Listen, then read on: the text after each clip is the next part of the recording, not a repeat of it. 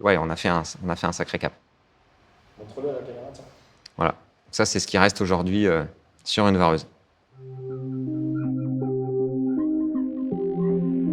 On travaillait à l'époque avec un partenaire technique, navigateur de course au large. Et un jour, on vient me voir et on me dit, écoute, Rome, on a un problème parce que ils ont pris l'eau avec nos produits. Et j'ai senti la situation grave.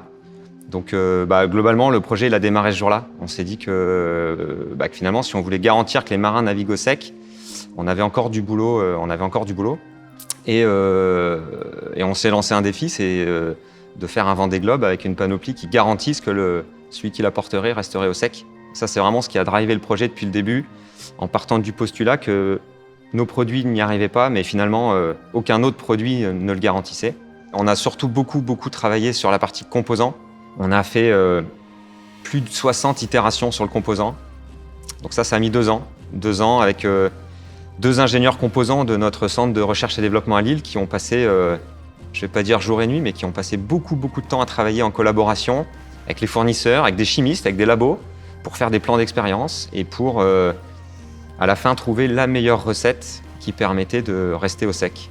Il y a une force dans ce projet-là, c'était on avait beaucoup d'a priori, il y avait beaucoup de dogmes, il y avait beaucoup de choses qu'on pensait savoir ou qu'on imaginait prédire. Et on s'est rendu compte que parfois nos tests n'étaient pas suffisamment contraignants, pas suffisamment exigeants. Et donc on a développé des bancs d'essai, dont la Rainroom, qu'on a maintenant dans notre centre de conception à La Rochelle, au Sailing Lab, et qui nous permet de laisser un produit pendant le temps qu'on souhaite, sous une pluie de tempête avec des lames d'eau. Et donc aujourd'hui, notre panoplie, notre vareuse en l'occurrence, si on la laisse 24 heures sous une pluie de tempête, qui est globalement un débit d'eau qu'on peut assez rarement trouver sur Terre, elle ne prend que 50 grammes de poids en eau, qui est entre 4 et 5 fois moins que ce qu'on trouve sur le marché de ce qui se fait de mieux.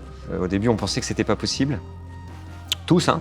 Donc c'est un peu notre fierté aujourd'hui de garantir qu'effectivement, à la fois l'eau ne rentre pas, mais le produit va capter le moins d'eau possible. À moins de prise d'eau, c'est plus de respi du produit, c'est moins d'effet freezing, c'est plus de rapidité de séchage. Donc c'est plein d'effets bénéfiques que nos partenaires techniques ont pu nous remonter. Donc ça, c'est notre grande fierté aujourd'hui, après 3 ans de boulot.